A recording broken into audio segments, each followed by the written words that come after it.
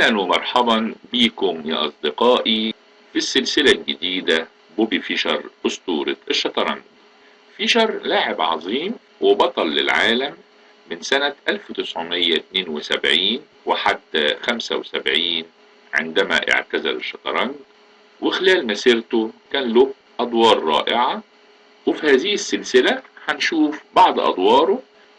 هنشوف فيشر في الهجوم، في الدفاع، في الهجوم المضاد، في استثمار الفرص، في اقتناص المبادرة، في تجميع المميزات، وفي نهاية الأدوار. ودلوقتي هسيبكم مع هذا الفيديو. فيديو رقم 2، فيشر في الهجوم الجزء الثاني. هنشوف الفيديو ده دور من الأدوار الرائعة لفيشر أمام الجراند ماستر الأمريكي المعروف بينكو. بينكو في الدور ده بيقابل فيشر في أوج عظمته في بطولة الولايات المتحدة في نيويورك، اللي فاز بالمركز الأول فيها فيشر بنتيجة غير معقولة، وهي 11 فوز من 11 دور. E4 G6 D4 بيشوب G7 نايت C3 D6، وهنا وصلنا لدفاع بيرك تفريع روباتش. وهنا فيشر لعب F4، ودي نقلة حادة وبتدل على رغبة فيشر في الهجوم. نايت F6 نايت F3 كاسل بيشوب D3. وهنا بينكو لعب بيشوب G4. بينكو بيحاول يسيطر على المربع D4 بانه بيربط الحصان اللي حامي هذا المربع، ولكن النقلة دي نقلة ضعيفة، وكان الافضل للاسود ان هو يكمل بنايت بي دي 7. وهنا بيكون افضل رد للابيض هو الاي 5 طالب الحصان، لكن في بعض الاحيان الابيض ما بيلعبش الاي 5 وبيلعب كسل، ودي بتبقى نقلة ضعيفة على اساس ان الاسود بيكمل بالنقلة اي 5، ودي نقلة قوية وبتحرر دور الاسود. وقد تكون التكملة دي اي 5 دي اي 5 اف اي 5 نايت اي 5 نايت اي 5 كوين دي 4 تشيك، وبيسترجع الحصان وبيوصل لدور متوازن. ولكن على اي حال في الموقف ده بينكو ملعبش النايت دي 7، انما لعب بيشوب جي 4، وفيشر كمل اتش 3 عاوز الفيل، بيشوب تيكس اف 3 كوين تيكس اف 3.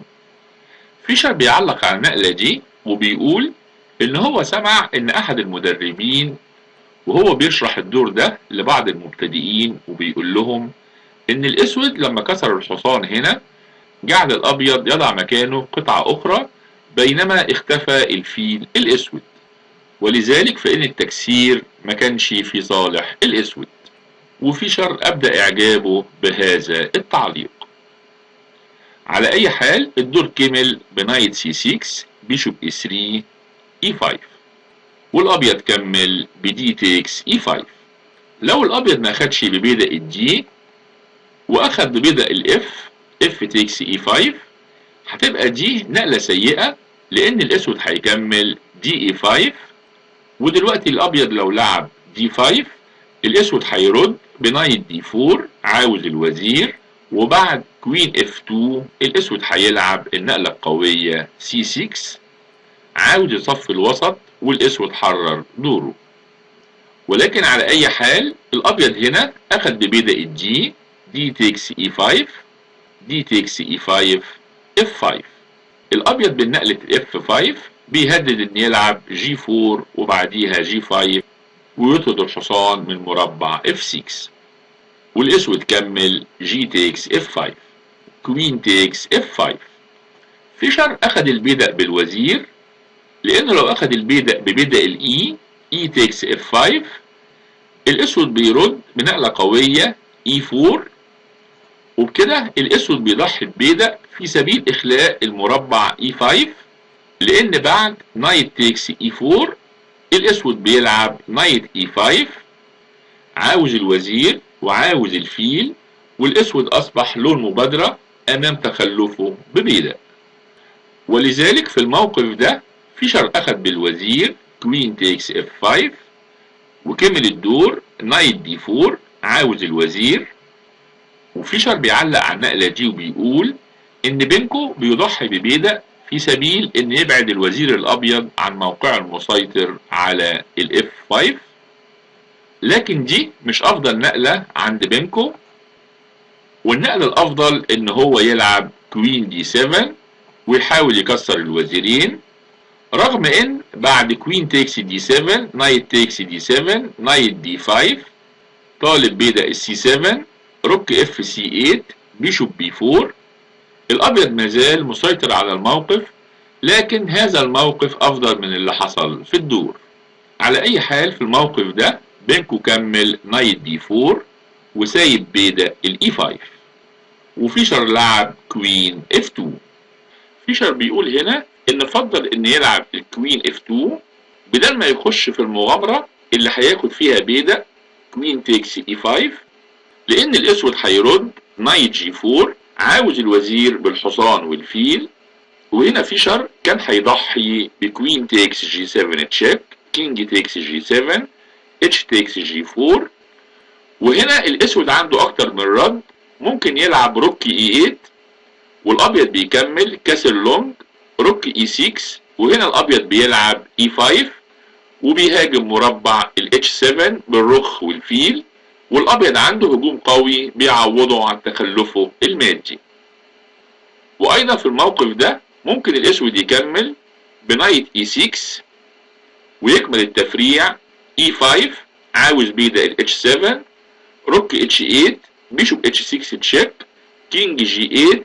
وهنا فيشر هيلعب نايت اي 4 عاوز يلعب نايت اف 6 تشيك، ودي كش قوية والاسود لازم هيخسر مادة في هذا التفريع. لكن اللي جعل فيشر ما يخشش في التضحية ان وجد ان الاسود عنده دفاع قوي بنايت سي 6، ودلوقتي اذا بيشوب اتش 6 تشيك كينج جي 8 نايت دي 5.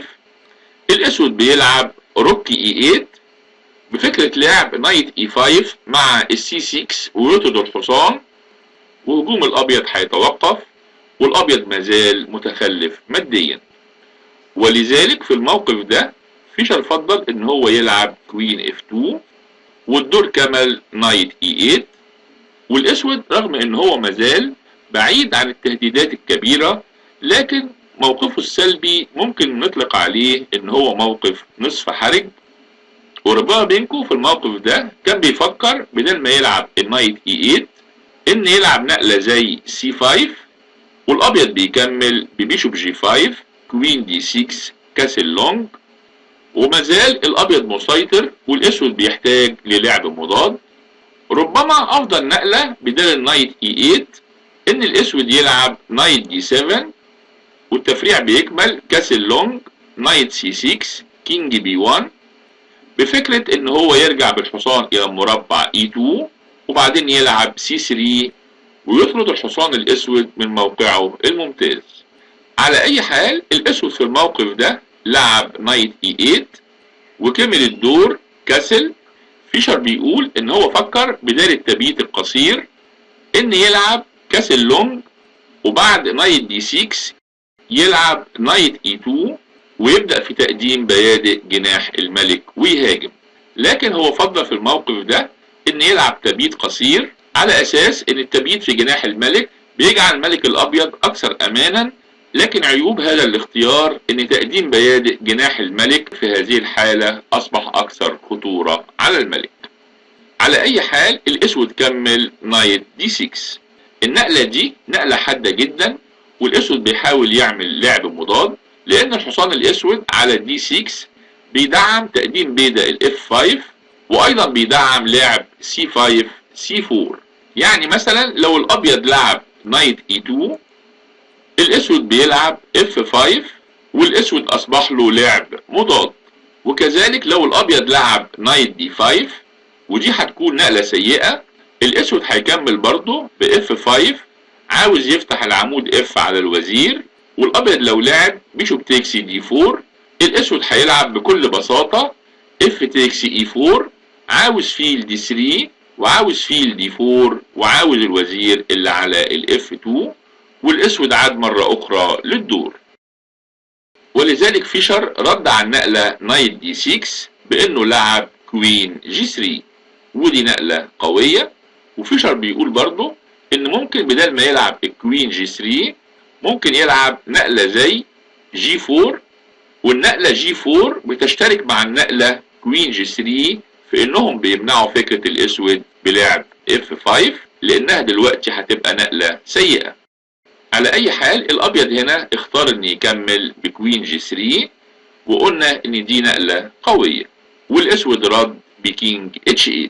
لو الاسود ملعبش كينج اتش 8 ولعب فورا اف 5، فيشر هيكمل ببيشوب اتش 6 بيهدد بتشيك ميت على مربع جي 7، والاسود اذا رد بكوين اف 6 فيشر هيكمل بيشوب تيكس جي 7، كوين تيكس جي 7، كوين تيكس جي 7 تشيك، كينج تيكس جي 7، اي تيكس اف 5، نايت تيكس اف 5. وهنا الابيض هيلعب روك اي اي 1، والابيض وصل لنهاية دور له فيها فرص كبيرة في الفوز، وده بيدل على ان النقلة كوين جي 3 بالفعل وقفت الاسود عن اللعب المضاد ولعب الاف 5. ولذلك الاسود في الموقف ده ملعبش الاف 5 انما لعب كينج اتش 8، ودلوقتي الاسود بيهدد ان يلعب الاف 5، لكن فيشر رد عليه بالنقلة القوية كوين جي 4 ومنع مرة اخرى الاسود من لعب النقلة التحررية اف 5، والاسود كمل بسي 6.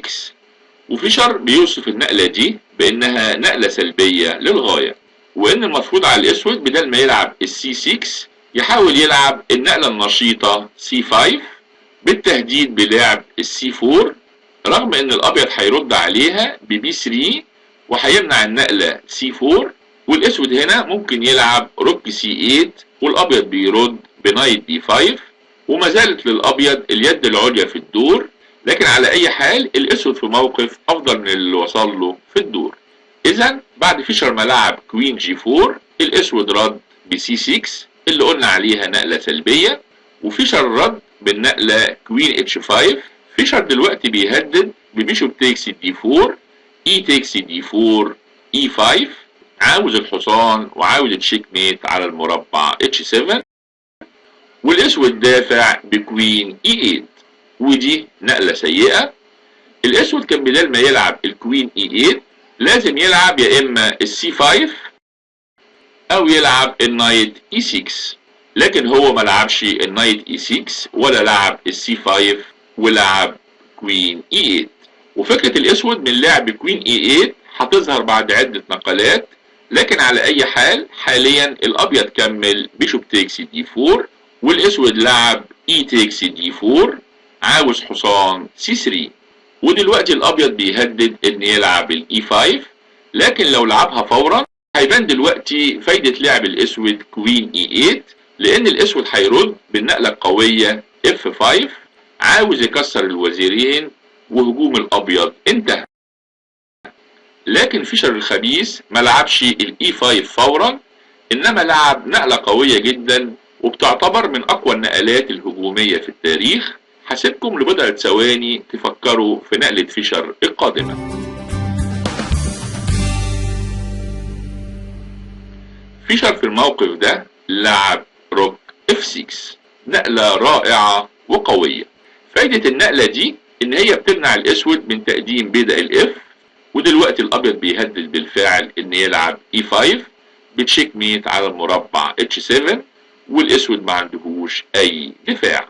الاسود لو حاول يدافع بان يلعب كينج جي 8 الابيض هيكمل اي 5 عاوز تشيك ميت على المربع اتش 7 وكمان عاوز الحصان. واذا الاسود لعب اتش 6 الابيض هينقذ حصانه المطلوب ويلعب نايت اي 2، ودلوقتي اصبح حصان الاسود هو المطلوب سواء بالبيدق او بالرخ، لكن الحصان ده ما يقدرش يتحرك.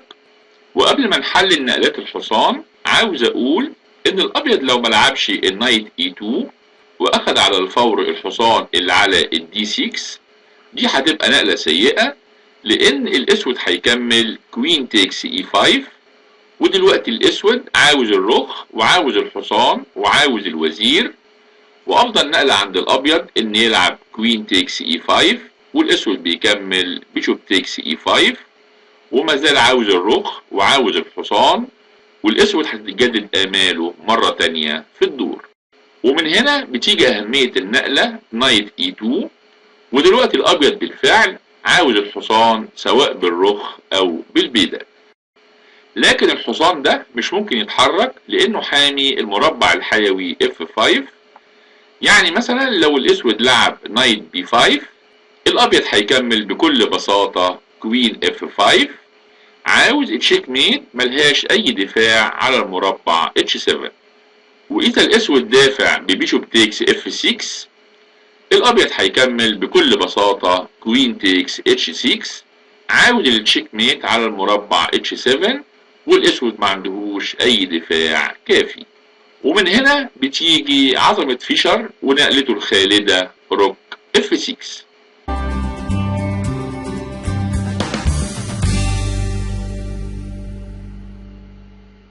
ودلوقتي اقدر اقول لكم الى اللقاء مع فيديو اخر من سلسلة فيشر الاسطورة.